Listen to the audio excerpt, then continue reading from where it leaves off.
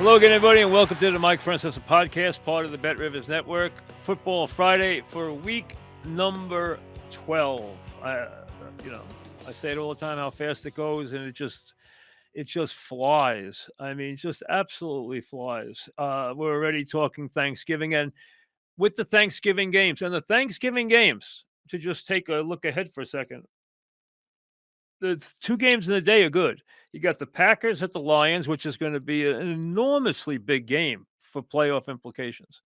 Look at that division right now and see now how crazy that division is. I mean, that's going to be an enormous game. And then the Chiefs are at the Cowboys.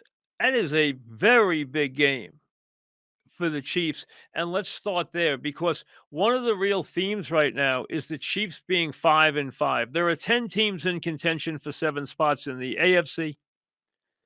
There are 9 teams in contention in the NFC. Now, the Chiefs are 5-5. They're not going to win a division title. We know that. They're not going to have any games at home. We know that. Okay.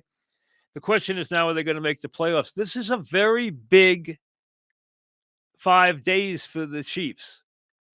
And I can guarantee you, because if I were Andy Reid, this would be my message. Guys, listen, we lost a hard-fought game in Denver.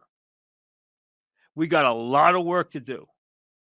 I'm going to give you guys some time off after the Thanksgiving game, but earn that time off. We have 2 games to play in 5 days. I need everything you can give me now this week into the Dallas game. Okay, we'll have time to rest afterwards and make our run. Okay, but we need to win these 2 games.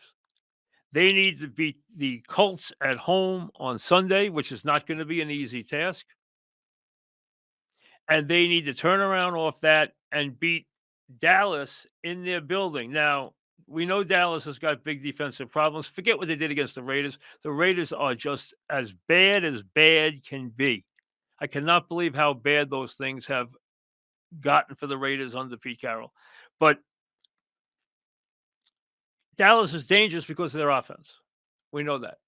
So it's not like they're a total pushover because they can score a lot of points. Now, anybody who thinks Dallas is going anywhere is out of their mind because their next 5 games are Eagles, Chiefs, Lions, Vikings, Chargers. Come on now. With their defense, no chance. Now, Eagles on Sunday and then the Chiefs on Thanksgiving. That should take care of everything for the Cowboys. But this is an enormous 5 days for the Chiefs. An enormous time right now for the Ravens, who are 5-5, and who right now are dealing with another injury to Lamar Jackson. This week he has sat out time with an ankle injury. So he's got a knee injury. He's got an ankle injury. Okay. Last week he did nothing. He did not put up an offensive touchdown last week. Imagine that. Not one passing, not one rushing. When do you see that? And they're playing the Jets this week. Jets better be careful because he's coming off that, and he's going to play this week. He's coming off that game where he didn't put up one touchdown. Look how quickly people's minds change. A week ago, everyone was talking about what has happened to Josh Allen. What has happened to the Buffalo passing game? Now he goes out against a beat-up Tampa Bay team, puts up 6 touchdowns, 3 passing, 3 running, and people are saying, oh, he's the MVP. He's not the MVP this year. Come on now. There are plenty of years you can give Josh Allen the MVP. You cannot give Josh Allen the MVP this year. Stafford has 27 touchdown passes and 2 interceptions for a team that has 2 losses and is 2 plays away from being undefeated. You're not giving Josh Allen the MVP. Stafford is the MVP in this league unless he gets hurt. It's a very big week for Kansas City. It's a very big week for the Ravens. Very big week. Because these teams are 5-5. Yes, they're the Ravens. Yes, they're the Chiefs. Yes, a lot is expected. But they still have to prove they can win. They're looking up at the Pats. They're looking up at the Broncos. And the Broncos are gone. They're gone in their division. They're thinking about home field. New England's thinking about home field. Hey, one of those two teams is probably going to have home field. It's just the way it is, as crazy as this year is. All right, let's run through the games. We start with the Giants. It looks like Dart will start. He's pushing very hard to start. Okay, unless there's any setback, which I doubt there will be. I would have given him another week. I would like to see him get another week. I don't want to see him laid out by Anzalone this week and then back, in the protocol again. Tough game. Lions coming off a bitter loss. Lions are 6-4. They're in that same 5-day stretch, but it's easier. They get the Giants at home, and then they get the Packers at home. Now, Jets will start Tyrod Taylor. Why? Because he's the better quarterback, because he gives you a downfield passing game. He gives you a chance to run an NFL offense. Okay, you're going to need that against the Ravens. And, hey, you can always throw Fields in the game on 3rd and 1 and run the ball, okay? You can always run them out there on 3rd down and run the ball. Now, they're going to get Lamar here off a crazy bad week. They won the game. He didn't do much. You would expect a big output from the Ravens this week. You would expect a big output from the Lions this week. Very tough games for the Giants and Jets. Quarterback issues. Tyrod Taylor comes back. Now he starts for the Jets. And Dart comes back, which gives everybody a reason to watch the Giants. Steelers and Bears. The Bears keep finding a way to win. Last week, they lead the game the whole time. Vikings come back and finally get the lead. And what happens? Vikings give up an enormous kickoff return, and the Bears get a field goal, win the game in the final seconds. The Bears have won week after week after week in the final seconds. They haven't done it once or twice. They've done it like 4 or 5 times. Their quarterback's been great in the fourth quarter. He's played well. Give him credit. I know a lot of people like to jump on this kid. This kid can play. No question he could play. Steelers, we don't know yet what they're going to do with Aaron Rodgers as far as feeling comfortable that he can protect the fracture in his left wrist. Can he play? Yes. Can he protect the fracture? Do you want to give him a week off? Do you not want to? I think that Tomlin is very comfortable playing Rudolph. I think he's very comfortable. The defense stepped up and played a little bit like a Pittsburgh defense last week. Now, we all know, if you know anything about Rodgers' history, he has had a absolute stranglehold on the Bears his whole life. Chicago has been a sweet, sweet city for him. We'll wait and see if he plays. I don't know yet. No one knows. Pats and Bengals. What we do know is it looks like the Pats better prepare to see Burrow in this game. Now, I don't know if Burrow's going to start, but he's already back on the practice field. So they have not declared yet. You will see a major line adjustment if he starts. I think you're going to see him in the game no matter what, and I wouldn't be surprised if he plays a lot of the game or plays the whole game. I just think you're going to see a lot of him. Pats better be careful with this game, especially when Burrows is in the game. If Burrows in the game, they better be very careful. Their defense is not going to stop Cincinnati. I understand what's going on with the receivers for Cincinnati, but the bottom line is, with Burrow back, they will get an enormous lift. Vikings, Packers. Packers got a win last week against the Giants that could have gone either way. Their offense has given them a lot of trouble. Now Jacobs is hurt. Vikings, let's be honest. I know McCarthy made a couple plays late last week, but he was hideous in the game. Hideous. Vikings have no more margin for error, 0. Another loss finishes them. That will probably come this week. I can't see them. I just, you can't like anything about what you see from Minnesota right now. Seattle, Sam had a rough game against the Rams. But Seattle, the Rams with those turnovers should have won that game by about 3 touchdowns. They won it by 2 points because Seattle outplayed them badly in the game. Almost doubled them in yards from scrimmage. Almost doubled them. The Seattle defense played really well. Kept the Rams from getting in the end zone time after time after time. Sam's going to have a bounce back game. Listen, they're 14-point favorites on the road against the Titans. That's a lot. That's a lot on the road. I mean, the team could be down 20 and cover late. They could be down 20 points late in the game and give up a cheap touchdown. That's a hard play if you're playing Seattle there. Unless you think Seattle's just going to shut them out. Because, I mean, the odds on getting a backdoor cover there are enormous. I mean, it's just, think about it. If you're up 20 on the road, you're fine. And you can still wind up giving up a late touchdown. That's a scary proposition. Colts and Chiefs.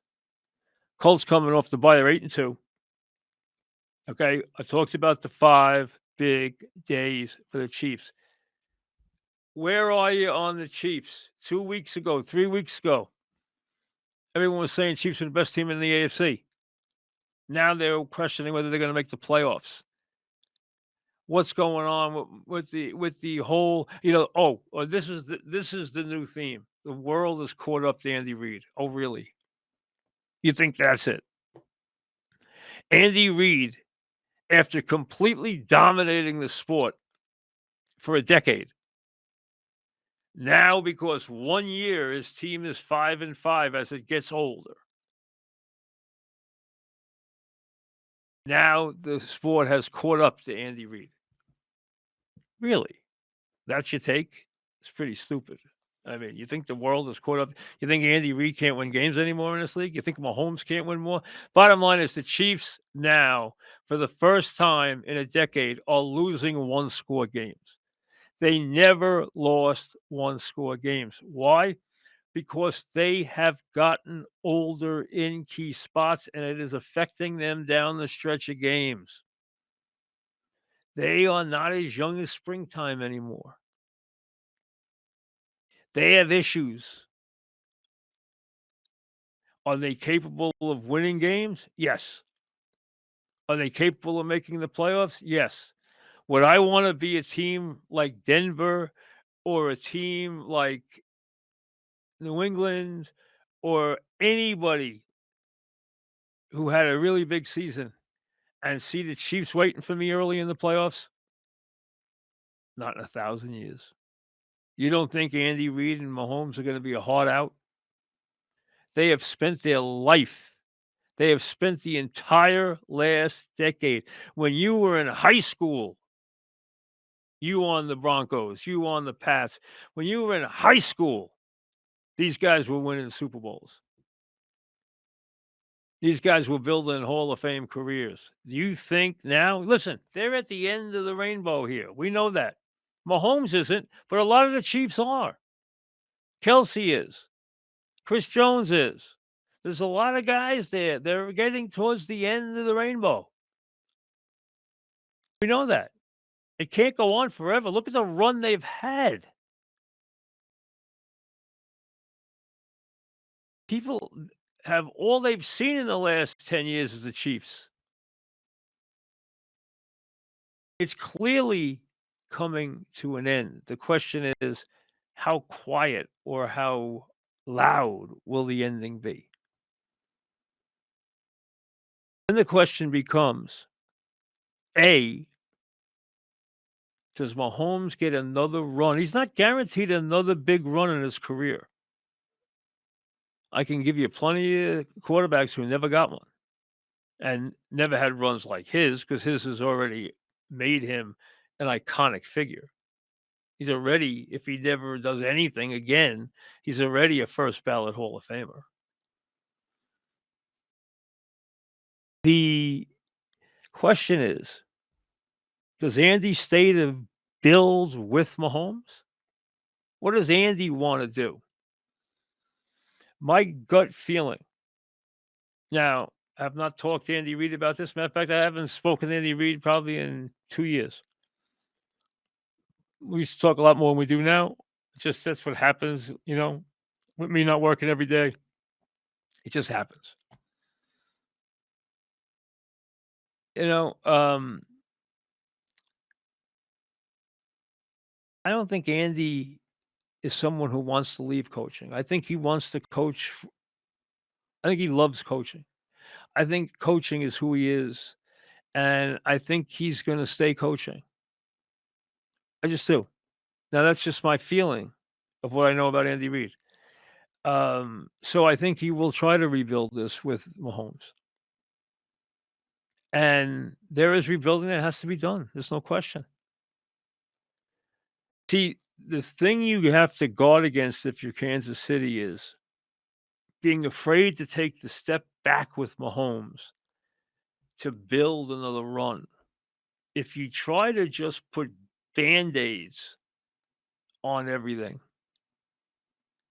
it'll lead to a lot of 500 seasons.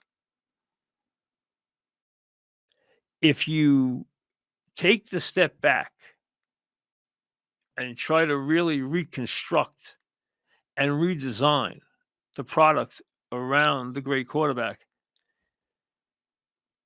there's a much better chance you will have big time success after taking your medicine for a year or two. The question is, can Andy and Mahomes take their medicine for a year or two to get another run? I think they will have to pay for a year or two to get a chance to do that. I think to try and do it and still win, try to win 10 games or 11 games as you try to get back to be a 14 game winner is very hard to do. But as I said, 5 days for the Chiefs. Sunday against the Colts, Thursday against the Cowboys. Two very big games. They need to come out of it 7-5. If they come out of it 7-5, there is a great chance they're going to the postseason. Browns and Raiders. The only story here for America is that Sanders is going to start, and there's a fascination with him. He couldn't have been worse last week. I mean, just to show you how warped the coverage is of Sanders, there were people who wrote stories that the coach on purpose limited Sanders' access to things just to make sure he looked bad. That's not true. It's completely not true. What happened is he finally needed him to play because the quarterback in front of him got hurt. And now Sanders gets a chance to play. He gets a chance for the first team reps all week. He gets a chance to go out and play. So go out and play. Problem is both teams stink, the Raiders and the Browns. The Browns have a defense, but it usually only shows up at home. And the Raiders are so bad. The question I have for the Raiders is this, and with guys who have been around as long as Pete Carroll has, it's a question that I just don't understand why it has to be asked. If you knew you had these problems on your offensive line, why would you take a running back that high in the draft? What did you think that running back was going to do? People now are calling Genti a complete bust. That is so patently unfair. Have you watched the Raider game? If you do, you will see that on almost, I would say, 70% of the plays I have watched this year, Genti has been hit in the backfield by a defender after the handoff. Now tell me how many times when you watch Barkley, how many times he gets hit in the backfield. Sometimes he doesn't get hit until he's 9 yards down the field. Nobody's saying they were going to have that kind of offensive line, but their offensive line is so porous that this guy actually is second in the league. And the only reason he's second is because he doesn't have enough yards overall. Second in the league in yards after contact because almost every one of his yards is yards after contact. So poor guy's gotten hit on every play. He will be fine. He has to be so disillusioned right now and probably so can't wait to get away from this team this year. He has been utterly destroyed at the line of scrimmage. And I'm sure that will be the case against Cleveland this week. And I apologize to Myles Garrett and to Crosby and to Bowers because you know what? You guys are too good to even play in this game. They should all just apologize to you guys at yeah, they should go to the 50-yard line and apologize to you guys before the game starts. That you have to even be part of this garbage.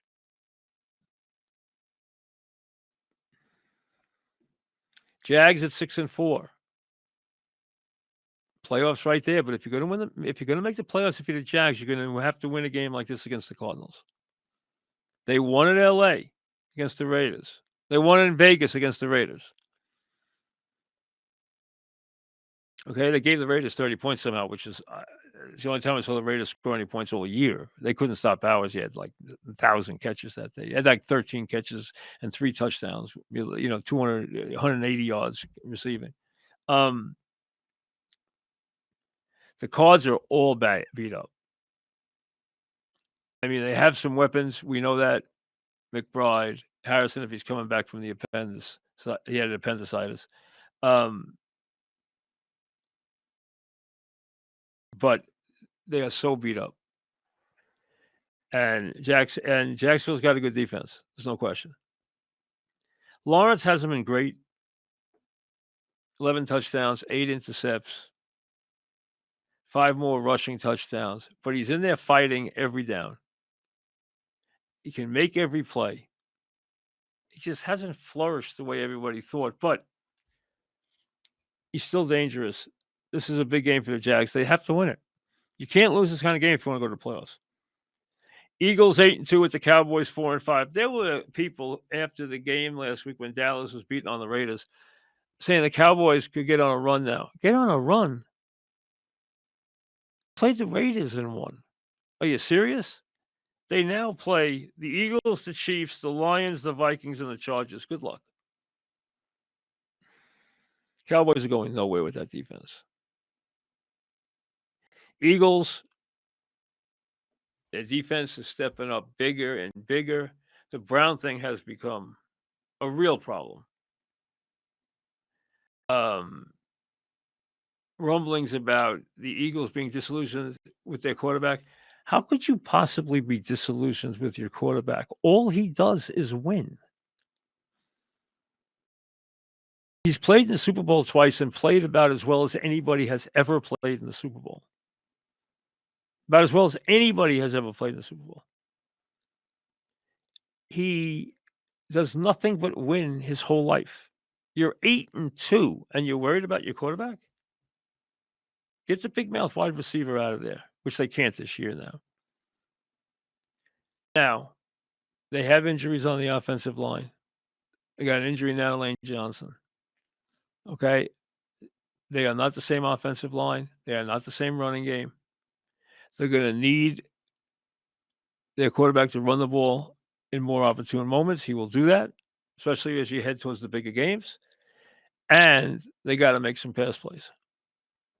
You know what? Smith will make them. Dotson will make them. The heck with Brown. Falcons, Saints. Falcons lose Penix Jr. for the season. The ghost of Cousins will be at quarterback because you watch Cousins now, he can't complete a pass for first down. I don't know what happened to him. He just can't even play at all. That team is so screwed up. They beat the Bills, and you thought they were going on a major run. They have talent, both sides of the ball. Players like Robinson and London, those are big-time players on defense. They don't have their first-round pick next year. The Rams have it. They're going to crash and burn now without the quarterback because Cousins isn't going to take them anywhere. They're 3-7, and their head coach is going to get fired. I don't think there's any question about it. Sunday night, the Bucks are trying to get healthy. Every time they turn around, somebody else is hurt. You know they can be dangerous. They're 6-4. Now the Rams. Rams keep winning. Stafford. Great receivers. Rams put 3 players on IR after the game against Seattle. Tight end, right tackle, safety to IR.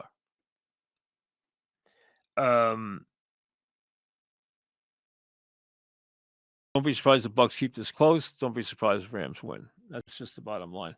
But the Bucks will be there all the way. They'll still win that division. They'll fight and win that division. Why? Because that's what Baker does. And, as long as he's got somebody to throw the ball to, and, they'll piece the defense together. Irving might come back. Tucker gave them a huge game last week in the loss to the Bills. Monday night, Panthers, Niners. Purdy at quarterback. Played well last week. Shanahan's done a masterful job. That they're 7-4 is a testimony to McCaffrey, testimony to some of their veterans, also testimony to that coaching staff.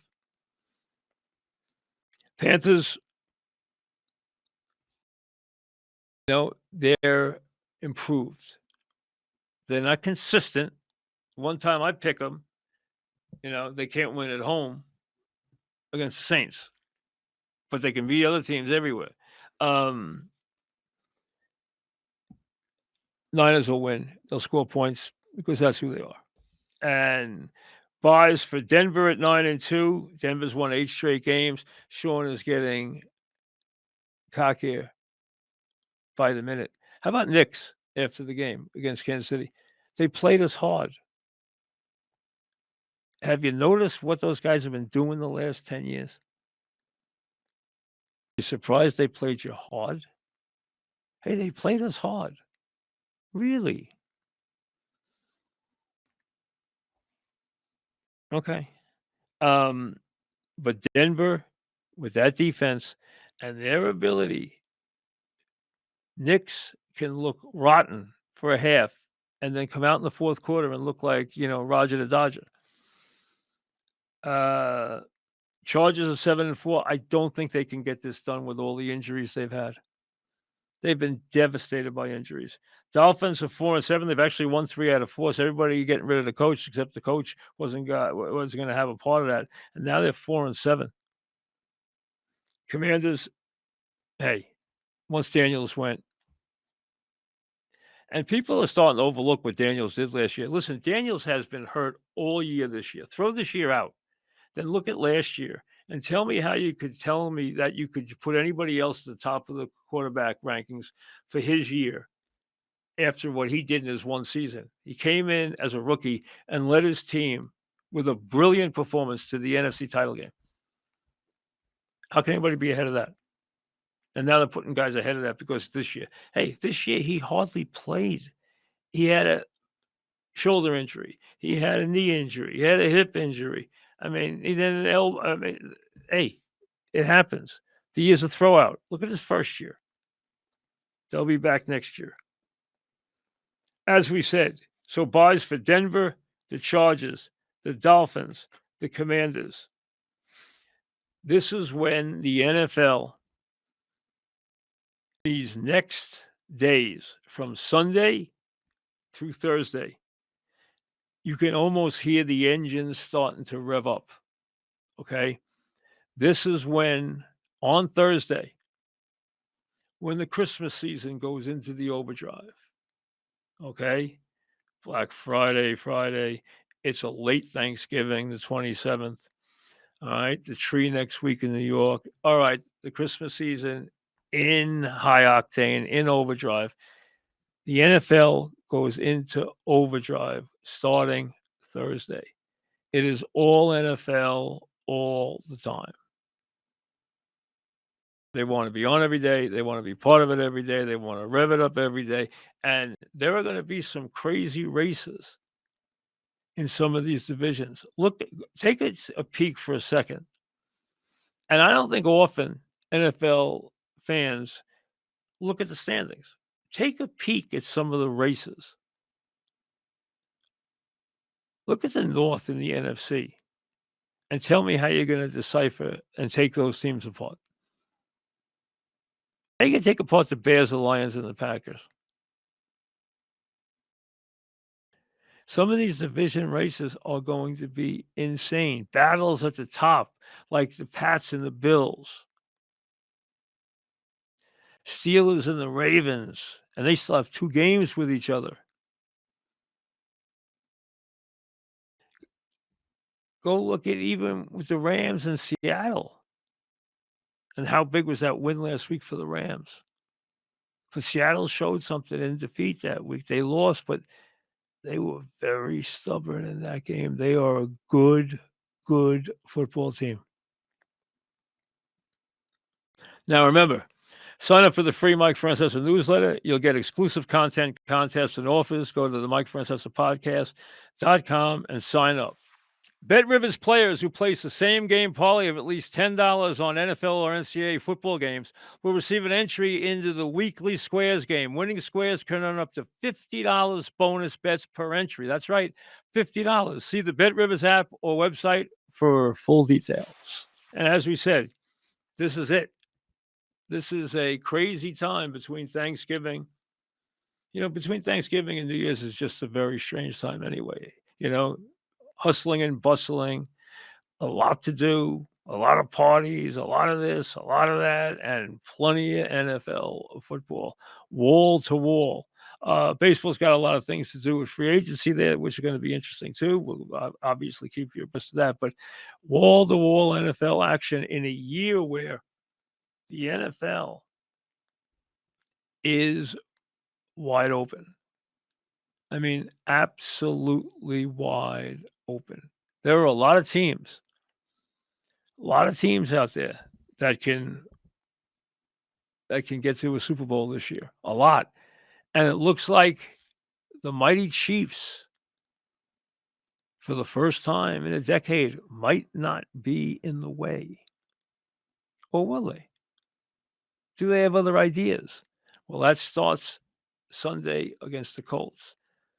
These next 5 days for the Chiefs and Andy Reid, from Sunday through Thanksgiving, are going to be very big. And as I said, the Thanksgiving trio, Packers at Lions. Hey, remember those years when the Lions were just so dreadful? The only question you had was the team that was going to come in, how many were going to, Peyton Manning's coming in with the Colts. How many are they going to kill him by? They're going to kill him by 18. They're going to beat him by 24. They're going to beat him by 30. They're going to beat him by 37. I mean, that's the only question you had because the Lions were dreadful. Then every once in a while, the Lions would jump up and play a good game against somebody, but that was rare. Now you have the Packers and the Lions in what is going to be an incredibly important game on Thanksgiving, followed by the Chiefs in Dallas. And, America, so much of America's day revolves around that Dallas game. And whether it provides, entree into your dinner, it provides the post game and dessert portion of your dinner, whatever it may be. How many dinners in America revolve around that football game and how big that football game has become. And give Textram credit because the story that the NFL was going to the idea of the doubleheader game on TV and stuff. And he had the vision to say to the NFL, hey, we know the game every year is in Detroit because of the huge parade. Okay, it's a tradition. For many, many years, it was the Packers and the Lions. The Lions maintained that game for a long time, and then Tex Schramm said, "Hey, I have an idea. How about we anchor a 4 o'clock game?"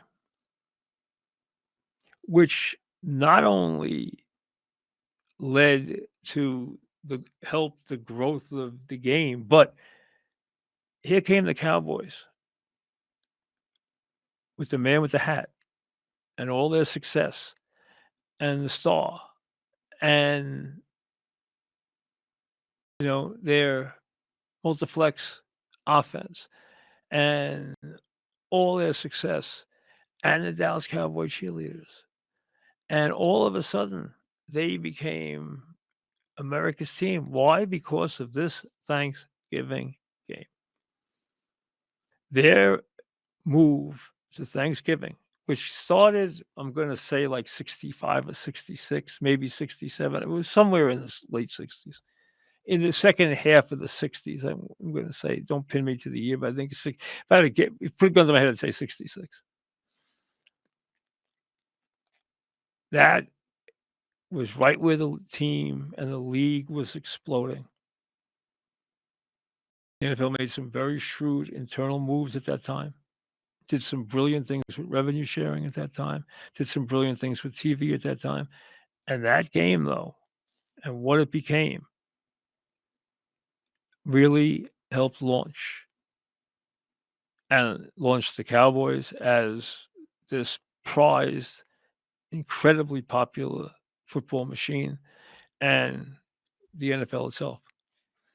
Now, the third game is Bengals and Ravens. And the thing about that is, that game takes on, it just shows you the difference. That game takes on a whole different look if Burrows is standing there opposite Lamar. Think about it. It just shows you what the quarterback means. If that game's being played with a backup quarterback or with Flacco, you're like, give me a break. I'm not even watching that game. If Burrow is there, you're watching. Gives the game instant credibility. He gives them a chance. He gives you a reason to believe. That just shows you what the presence of the real talented quarterback means to a franchise. Enjoy your games.